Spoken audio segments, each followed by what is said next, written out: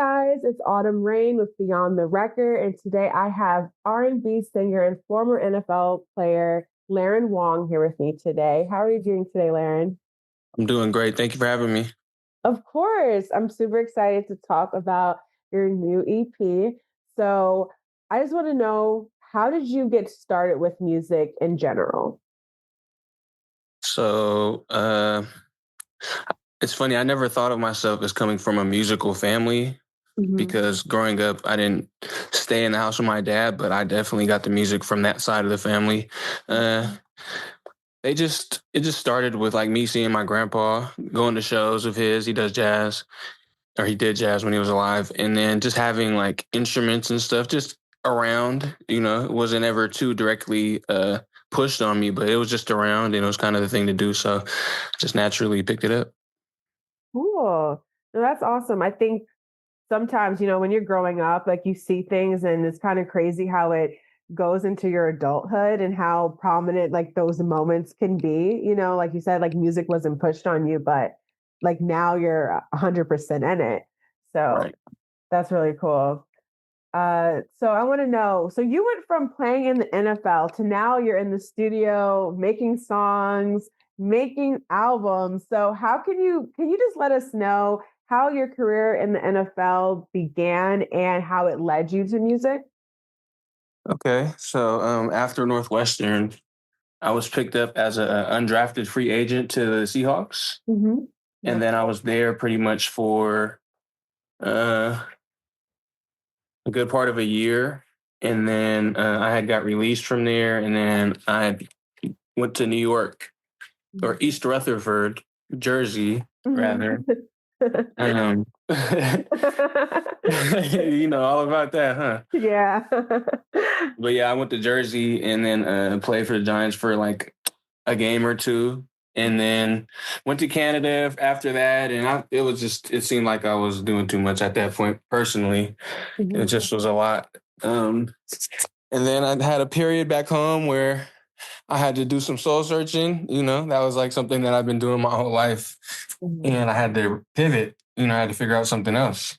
The whole time, like when I was in college, you know how to have like the job fairs and shit, Yeah. Hmm. job career fairs. We used to have like Deloitte and all them other companies, and it was cool. It was like it sounded fun. It sounded lucrative, for Hmm. one, but it just like none of them really ever interested me that much, than like doing the music. So I said, instead of looking for a traditional type of role like that, I'm just gonna pursue this music.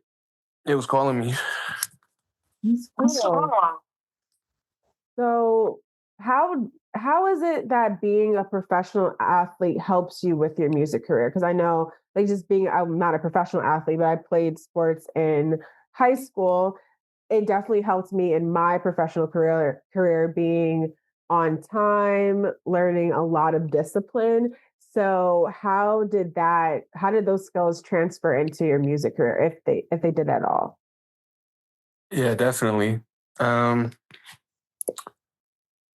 you know, they say you want to do it. I forgot what the saying is, but pretty much you need a team if you're trying to do anything at a certain level. Mhm. So it taught me teamwork. It's a million different personalities on it. I mean, 100 different personalities on any given team. So it's Mhm. taught you how to work within amongst all of those people to achieve shit, put differences aside, things like that. Yeah. Um, yeah, like you said, professionalism, punctuality, learning how to be places and where you got to be, learning how to like follow orders, learning how to, it just, a lot of things get ingrained into you that I never really, it's funny answering all these questions about like, how has it affected me? It's like, I just be living. It's rare. I just be thinking about like, dang, how have my experiences shaped how I'm going about this. But yeah, it's dope. It's dope. Leadership. I'm very grateful for the things that it taught me.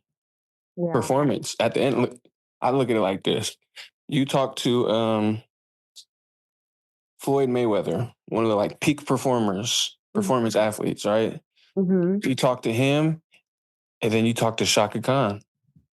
Yeah. It's almost the same type of energy, where Yeah. it's like I'm the one. No, I'm the one. When I'm doing my thing, I'm the one. So I just think that's the performer, whatever you're doing, it's performance. So just peak performance. I agree. I 100% agree. I remember when uh some interview Meg the Stallion did I don't want to say like maybe like a year or two ago, could have been longer than that, when she had like a deal with Nike and she was doing a bunch of different workouts and stuff, and she said, I'm an athlete, like I'm a rapper, but when I get up on that stage, like all this dancing and stuff, like I'm an athlete, I can do all those things. And I think that a lot of times, like you music, to me at least, music and culture and sports go hand in hand. Like it's all stories, all narratives, just in different platforms. So in different mediums. So I No, just I think that, yeah, like I definitely see the transition between the two and why it makes so much sense for you, you know. for sure. I've Mm. always seen it as like sports, music, fashion. That's like the Venn diagram. Yeah, yeah. That's the sports, music, fashion Agreed, agreed. culturally. So that being that you're from the Bay Area, who are some of your favorite Bay Area artists, but also who are some of the artists that you feel shaped your career and you pursuing this? Favorite Bay Area artist, like currently or just of all time? All time. Yeah. All time. Okay. Look, this one y'all might be too young to know this one. Y'all know George Duke. Okay. Yeah, see, y'all might know about George Duke. Who else? Shit. I'm gonna just start from the back. Sly and the Family Stone, Mhm. obviously. Shit, Green Day. Yes. Because people don't know Green Day is from the Bay Area. Shit, who else? I think Metallica is from the Bay too. That's some funny shit. Mm. Even Journey, remember Journey? Yes, yes. I think Journey's from the Bay too. That's cool. But yeah, obviously like the rap and the R&B and the hip hop, Mac Dre, E40, the classics, Mhm. the staples, fixtures. Um, who else? Kaylani, I love Kaylani. Oh, Her new record going crazy. yeah. That folded. Ooh, that's a slap. Yeah, I've been running that one back. That's a joint for sure. Yes. It's Obviously, Rex Life Raj, of course. He's very hard. Who else? Jay Anthony going crazy. Jay Anthony's really good. Shit, 10-piece tone. My partner from you feel me from Richmond. He's going crazy. He's doing his thing. I really check out his visuals too. He's going crazy. Um, yeah, that's a lot of people. Shit, Spencer, Boss Life, Big Spence. He got songs with Too Short. They doing the homage to the legends right now. Larry June. oh, my Yeah, God. yeah, Larry June. Like it's too. I'm just privileged to be from the Bay. It's a lot of inspiration. Definitely. Like we were talking off camera about, like I love the Bay too. Like one of my best friends is from the Bay. I'm there probably at least like 3 or 4 times a year, maybe from Jersey. And I just love the area. It's like a really great culture spot that I feel like is it's definitely not underground for sure, but I don't think it gets as much hype as it should for all the accomplishments like people and artists from the Bay have done for music. So That's the whole that's the whole Bay Area narrative amongst us, where it's like, yeah, like mhm. y'all really know what it is, but for some reason, what's it's a different discussion. People just got better marketing or whatever. Definitely. So, how do you incorporate the unique Bay Area sound into your own music, or is it something that it's kind of just like instilled in you? It's funny. I remember when I first started putting music out, or just even now to this day, they call me a West Coast R&B artist. So I have a question to you. What does that mean to you, in your opinion? What distinguishes a West Coast R&B artist from any other R&B artist? I would say only if if you're borrowing sounds from other Bay Area artists or West Coast artists in general. I feel like specifically. I think that's the only thing really. That's tough because Brandy's from like LA, and who hasn't Brandy inspired and isn't taken from her?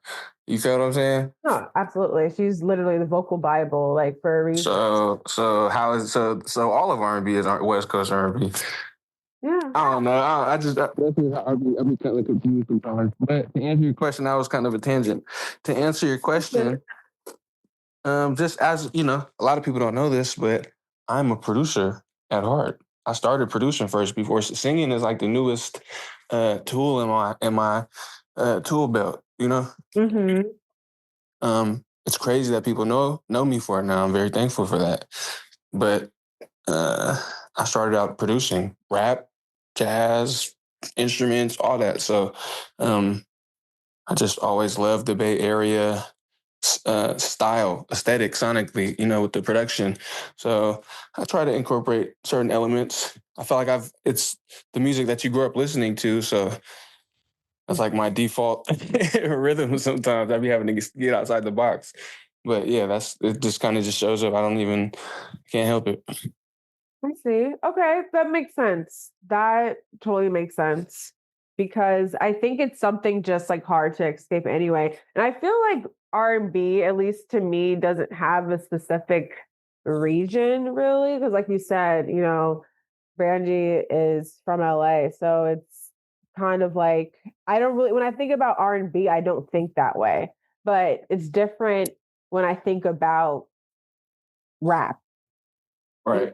Like I I feel agree. it's very distinct between the two coasts for a reason, I agree. right? So you said that you started off producing, but I know that you also play several instruments as well that you self-taught. So what are some instruments that you play and which was the hardest to learn out of all of them? Hmm. Uh, the hardest instruments to learn. I'm sorry. Could you repeat the question? Yeah, no problem. So I was like, what instruments do you play and which one was the hardest to learn out of all of them? Okay, so I play the. It's funny because people like to differentiate between the acoustic and electric guitar, but like I feel like in terms of playing it, it's the same. But Mhm. I'm just gonna make it sound like two guitars, so it sounds like I play more than I do. So I play the acoustic guitar, I play the electric guitar, I play the bass guitar. I have a 6 string bass right here. I play that as well. I play the piano. I play the ukulele, Mhm. and I play the bassoon. Wow. Oh my God, Yeah, that's a and lot. I could play the trumpet too. I don't have one, but I could play it if I get my hands on one. Which one did you learn first? Trumpet. Okay. Okay. Yeah, that was like beginning band, 6th grade. First time really getting my hands on the instrument was 6th grade in the class, and then I realized like after a year of being in, it's like this is not the type of music I'm trying to do. Yeah, I thought music was supposed to be free and fun. This is some bullshit. That's crazy. Oh my God. I was never a part of like band. Actually, that's a lie. I was a part of band briefly. But I did chorus and then I played the violin a little bit, Okay. the viola, really, really like the Uh-huh. viola. But yeah, I the same thing for me because I grew up listening to R&B and hip hop, and those instruments are used in those songs as well. But it's just to me, the music we were playing in class was not the music I was listening to at home, and it didn't match. I was like, "What is At all. At all. this?" Which of the instruments do you think was the hardest to learn how to play, though, out of all of them? To learn, I'm gonna say the guitar. Guitar. Okay. Yeah, I'm gonna say the guitar just because um your hands, like you really got to get calloused up and like Mhm. build your hand strength. So I vividly remember that me struggling with that. Like fingers hurt, my fingers hurt. My sister plays she learned how to play the acoustic guitar, and she was trying to teach me, and 100%, like, that's really, really hard to play. Yeah, I've been doing it for so long, so, like, when I try and teach people now, it's like, uh, I have understanding because that's still stuck with me, like, I remember that pain Mhm. and that frustration, like, damn. No. Yeah, for sure. Like, learning anything is like, especially instruments, like, other instruments that I learned how to play, like, yeah, like, they're all different difficulties for sure. Like, it's just not an easy thing to do.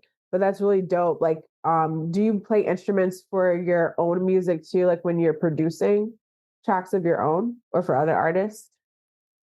Yeah, yeah, started playing just singing on my own production, Mhm. with the instruments and everything, and then, shout out my boy Jay Anthony because he brought me into some sessions and I got my first placement as like a producer, playing the guitar and all the instruments on a Tone Stiff album. So shout out Tone too. And he's from Jersey. So Yeah, shout out Tone. love that. So I want to go into your live performance experience as well. So I learned that you were an opener for Danny Lee for Velour Tour. So how was that overall experience and what did you take from it? And so the Danny Lay experience was just like very validating. We Mhm. went on like a 13, 14 city tour Mhm. um, c- across the country, nationwide. You know what I mean? And what I feel like I appreciated most about it was we were unknown to her audience. Mhm. We were openers, kind of late additions as well. So it's like they really don't know what's up. And I feel like deep down, I feel like I rocked every show just off the blind date. Wow. Yeah. So it gave me a lot of confidence. Like I can only imagine if I'm head, these are my fans and my audience. Mhm. But Yeah. just even like the conversion rate, if you will, like after the show, I made a point. I feel like they gave us a lot of leeway.